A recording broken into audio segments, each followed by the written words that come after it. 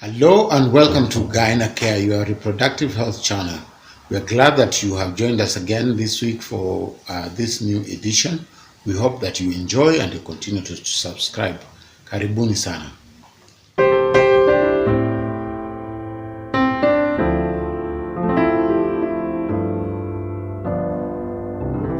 This lady came into my office a number of years ago, 5 years ago. Main complaint was when I asked her, what can we do for you? What brings you to our clinic today? And she said, from now onwards, I do not want to be wearing skirts, but I want to be wearing trousers because that is what my mother-in-law has prescribed. So I thought to myself that this is a rather interesting way of presenting a complaint to a gynecologist.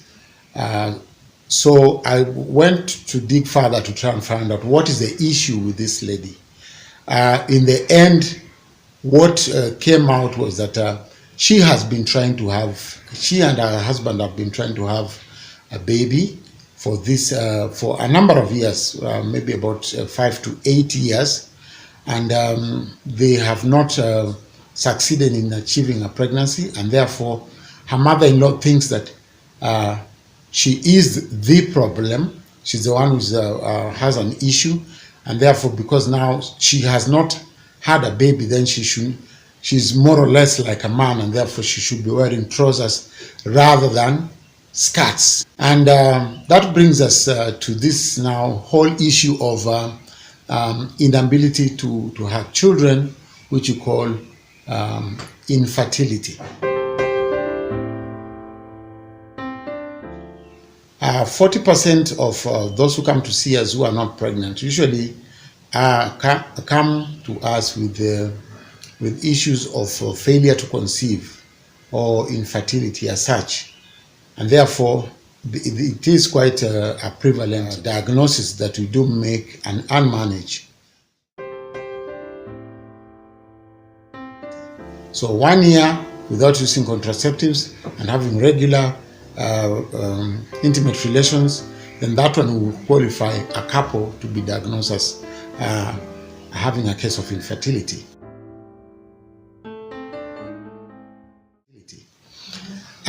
When a couple in that situation are trying to achieve a pregnancy and they are not, in most cases, like we say, the blame is kind of shared between the man and the woman, because we have found out that when there is a case of infertility, 40% of the time is that the lady has an issue. 40% of the time is because the man has an issue, and 20% of the time is because both the man and the lady have issues. And therefore, this is an equally shared medical problem. And unfortunately, most of us take it, if a couple has not had children, is that the problem is with the lady. And usually, most of the time, it is what we see in our setting is that it is the lady who has been sent by the man for the doctor to diagnose what is wrong with her, with her. But the case is not. That is usually not the situation. The situation could well be the man, and many times actually we do find that the man has an issue.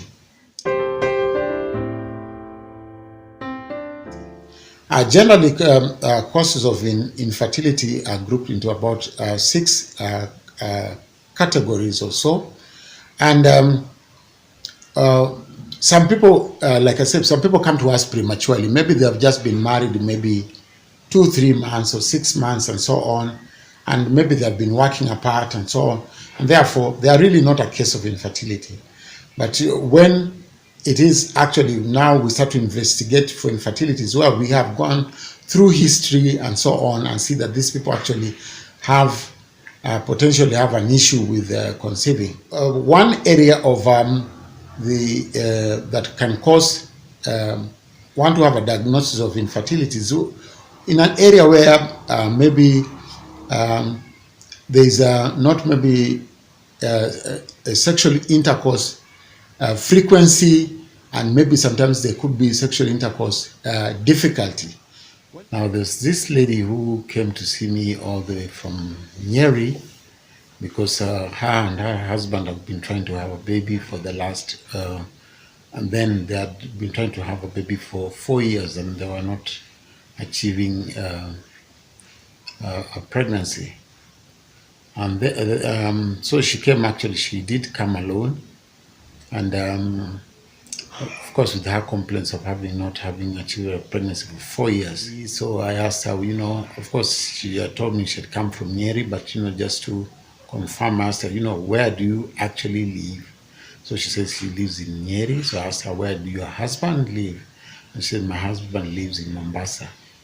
So I told her, no wonder you have not been able to conceive for 4 years, because your husband lives in Mombasa and you live in Nyeri. And she says, oh, but he comes to, every once in a while he comes at the end of the month. So I told her, you are not fertile every time all throughout the month. There's only a window period of about a week that, a lady can get pregnant during her cycle. And therefore we advised her to shelve her farming activities and to go and stay with her husband for a couple of months and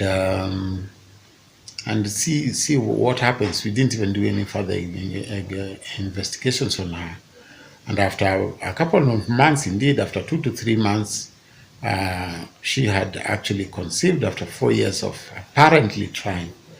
And she came very happy, passing through our clinic to tell us that now she's pregnant and on her way back to Nyeri. And she ended up keeping the pregnancy, and she ended up delivering. When you talk about difficulties, when maybe the lady could have had issues like of female genital mutilation when she was young, during the rites of passage, maybe in the different cultures and traditions, and therefore maybe she has healed with scars or had some maybe trauma, rape or molestation when she was young, and therefore their marriage is not able to actually consummate.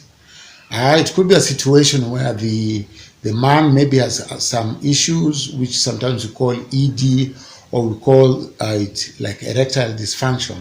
So usually we take that as a first step to find out whether are these people having regular intercourse or not.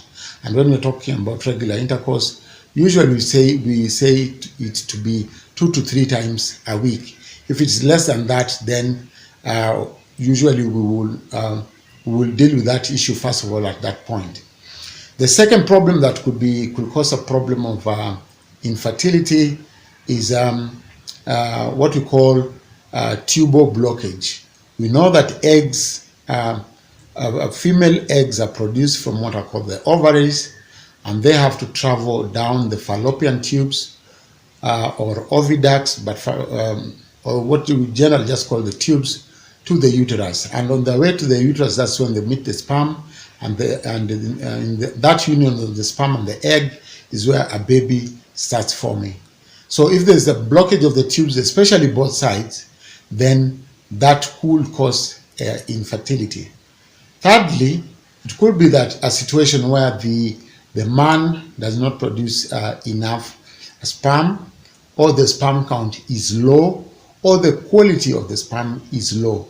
And therefore, usually we do what we call a seminanalysis to ascertain what the situation of the man is. Fourthly, we can have a situation where the lady's tubes are okay. She has normal menses, but she's not producing the female eggs, which we call the ova, but people generally call them the eggs. So usually the situation, the term for producing an egg is called ovulation, and therefore if she's not producing, she's not ovulating, then we say it is a diagnosis of anovulation, A-N-O-vulation, anovulation, and therefore that has to be dealt with. In very rare circumstances, we can have situations where all these four issues are okay, but we have situations whereby the female reproductive system treats the sperm as a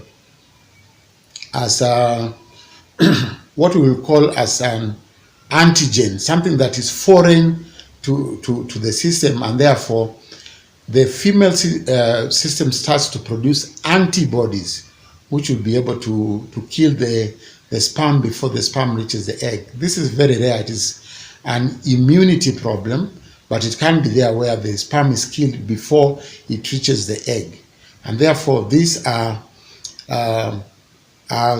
situations that can cause infertility. The other, the last bit, the sixth bit that can cause infertility is what we actually call an unknown phenomenon, in that you can test for all these five and find that they are okay. But if you put 100 couples who have everything else seems to be okay, and who are wishing to conceive in 1 year, it's only 98 out of the 100 who will have conceived. So we know that there must be other factors which cause delay fertility, but in the end, people end up conceiving. As we've just enumerated, is that the causes of infertility are a number, and therefore the management usually will depend on what the cause is. If it is frequency and difficulty, of course the couple will be advised accordingly, and that aspect managed. If it's a case of, let us say, not ovulating, there are medicines that, fertility medicines that one can be given for the lady to be able to ovulate. If the sperm count is low, or there's abnormal sperm, then one can be given medicine to increase the sperm count and to increase the quality of sperm. If there is no sperm at all, then usually one will look at, will do further investigation to see whether is it a problem of no production or a problem of production but blockage of the male tubes, which you call ducts, which could be blocked. If it is a matter of immunity, that also is dealt with.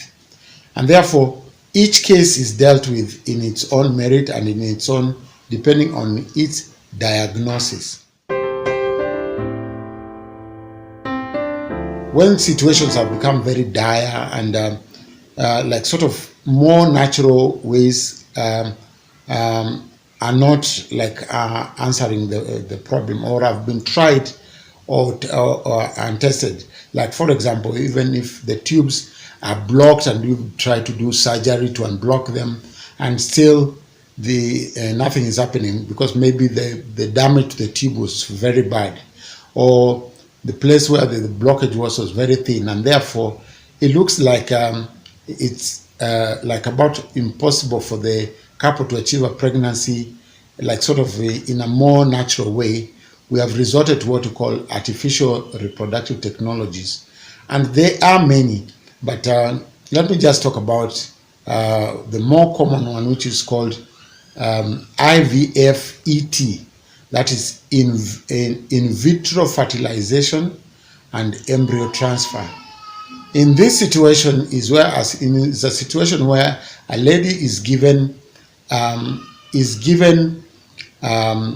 fertility medicine in order to be able to produce quite a number of eggs, and those eggs can be harvested from the ovary of the lady and be able to be mixed or to be fertilized with the sperm from their husband, or in some situation from a donor, in the laboratory, and a pregnancy is achieved in the laboratory.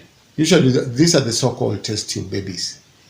And once this happens, then when the baby is when the what is called the embryo, because it's not a baby yet as far, the baby that you can see as a baby in terms of form, even if you take an ultrasound, but it's a group of cells, then these ones can be, this pregnancy can be transferred from the test tube back to the womb of the mother, and the pregnancy continues and normally, but of course with the hormonal support. As I said, it's quite a big area, the area of infertility. We have discussed a few issues to deal with it, about the causes, about the management. If you've got any questions, if you've got any comments, if you've got any just anything to add on to what we have said, we'll be happy to hear from you. So we ask you to give us your comments, your ideas, and to subscribe to this channel. For now, we'll say goodbye and see you in a couple of days. Thank you.